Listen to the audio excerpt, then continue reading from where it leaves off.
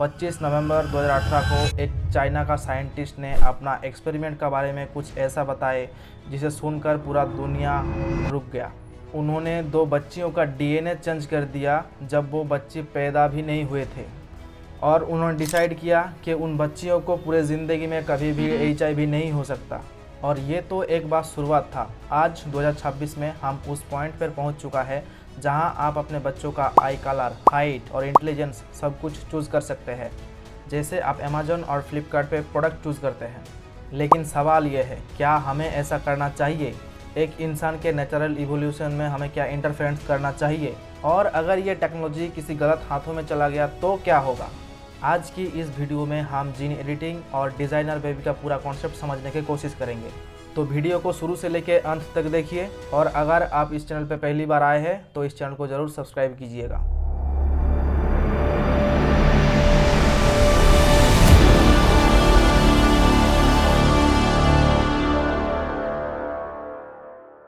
तो चलिए शुरू करते हैं। पहले बेसिक से समझते हैं।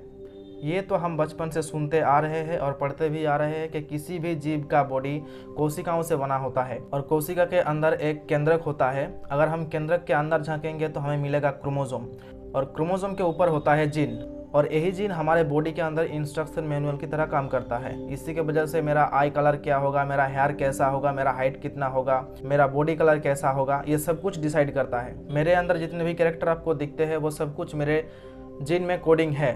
और अगर मान लीजिए किसी के जीन में ही कुछ मिस्टेक है जो कि कैंसर का खतरा को बढ़ाता है, और यह जीन एडिटिंग क्या करता है, उसी एक मिस्टेक को ढूंढता है, उसे कट करता है, और उसके बाद उसकी जगह पे कोई नया जीन लगाता है या फिर उसको कट छोड़ देते हैं। और ये जीन काटने का तरीका आता है CRISPR-Cas9 के टेक्नोलॉजी से, जिसे मैं आपको बहुत सिंपल तरीके से समझाता हूँ। मान लीजिए आपके पास एक 3000 पेज का किताब है, जिनमें से किसी एक स्पेसिफिक पेज में, किसी एक स्पेसिफिक लाइन में किसी एक वर्ड मिस्टेक है, और आपको उसे करेक्ट करना है। नॉर्मली इसे ढूंढ के करेक्ट करना लगभग इम्पॉसिबल है, लेकिन ये क्रिस्पर एक मोलिकुलर कैंची की तरह काम करता है। ये एग्जैक्टली जानता है कहाँ जाना है, कौन सा वर्ड कट करना है, और उसके जगह पे क्या पेस्ट करना है। और ये टेक्नोलॉजी इतनी पावरफुल है कि 2020 में इसे नोबेल प्राइज़ मिला, क्योंकि इन्होंने इंसान को एक ऐसा पावरफुल टूल दिया जो हमारी बायोलॉजी को परमानेंटली चेंज कर सकता है। और यहाँ से असली कहानी शुरू होती है। ऑफिशियली जीन एडिटिंग बनाई गई थी मेडिकल पर्पस के लिए, और सच में इसने कुछ मिरेकल करके दिखाया भी था, जिसका पहला उदाहरण है सिकल सेल डिजीज़। 2023 में यूके में एक 13 साल की लड़की थी एलाइजा, और उसे सिकल सेल डिजीज़ था, जो एक जेनेटिकल डिसऑर्डर है। उसे हर महीना हॉस्पिटल जाना पड़ता था ब्लड ट्रांसफ्यूज़न के लिए, और डॉक्टर ने कहा कि ये ज़्यादा दिन नहीं बच पाएंगे। और फिर उसे क्रिस्पर थेरेपी दिया गया। जिस जीन के कारण ये सिकल सेल डिजीज़ था, उस जीन को एडिट किया गया, और आज वो पूरी तरह हेल्दी है। इसका दूसरा उदाहरण है कैंसर ट्रीटमेंट। अमेरिका के रिसर्चर ने ये क्रिस्पर थ्योरी का यूज़ करके एक पेशेंट का इम्यून सेल को एडिट किया, और उन सेल को ऐसा बनाया ताकि वो कैंसर सेल को अच्छी तरह से अटैक कर सके, और इसका रिजल्ट के तौर पे उसका ट्यूमर खत्म हो गया। मतलब मान के चलिए कैंसर का रिस्क कम हो गया। और इसी टेक्नोलॉजी से HIV पेशेंट में वायरस को परमानेंटली रिमूव किया जा सकता है। अभी तक आपने जो सुने, इस टेक्नोलॉजी से अच्छाई का गुण सुने, लेकिन असली प्रॉब्लम शुरू होती है यहाँ। 25 नवंबर 2018 को हांगकांग के एक इंटरनेशनल कॉन्फ्रेंस में चाइना का एक साइंटिस्ट हे जानकुई स्टेज पर आके अनाउंसमेंट किया कि मैंने 2 बच्चियों का जीन एडिट किया हूँ। उनके नाम है लुलू और नाना। दोस्तों समझिए इस बात की ग्रेविटी को। उन्होंने ह्यूमन एम्ब्रॉयज को जेनेटिकली मॉडिफाइड किया और उन बच्चियों को पैदा होने दिया, और वही 2 बच्ची दुनिया का पहला जेनेटिकली मॉडिफाइड ह्यूमन था। चाइना का साइंटिस्ट ने उन बच्चियों का एक जीन CCR5 को एडिट किया था, ताकि वो बच्ची HIV के लिए इम्यून हो जाए, क्योंकि उनके फादर को HIV था।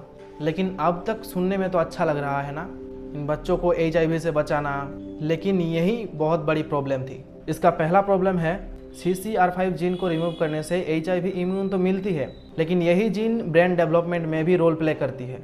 साइंटिस्ट को पता नहीं था कि लॉन्ग टर्म इफेक्ट क्या होगा। हो सकता है उन बेबीज़ का कुछ और प्रॉब्लम हो जो दिख नहीं रहा है। इसका और एक खतरा कि उस साइंटिस्ट ने बिना किसी के अप्रूवल के ये एक्सपेरिमेंट किया था। साइंटिफिक कम्युनिटी से परमिशन नहीं ली, गवर्नमेंट से क्लियरेंस नहीं ली, और दोस्तों जब ये न्यूज़ आई तो पूरी दुनिया के साइंटिस्ट ने इसे कॉन्डेम किया। इस न्यूज़ को सुन के चाइनीज़ गवर्नमेंट भी शॉक हो गया, और जिस साइंटिस्ट ने इस एक्सपेरिमेंट को किया था हे जानकुई, उनको 3 साल के लिए जेल हो गई।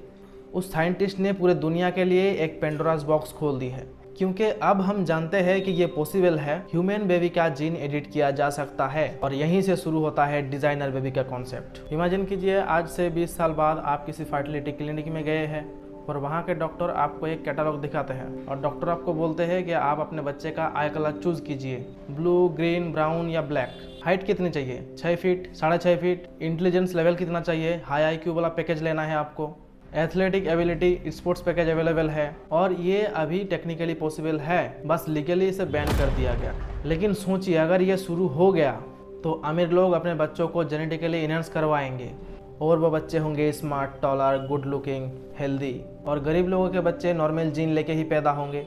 और इसी की वजह से सोसाइटी में 2 क्लास बन जाएगा, इनहेंस ह्यूमन और नेचुरल ह्यूमन। और ये सिर्फ इकोनॉमिक इनइक्वालिटी नहीं है, ये जेनेटिकली इनइक्वालिटी बन जाएगा। और इतने सब जीन एडिटिंग करने के बाद कौन डिसाइड करेगा कि परफेक्ट बेबी का डेफिनेशन क्या है?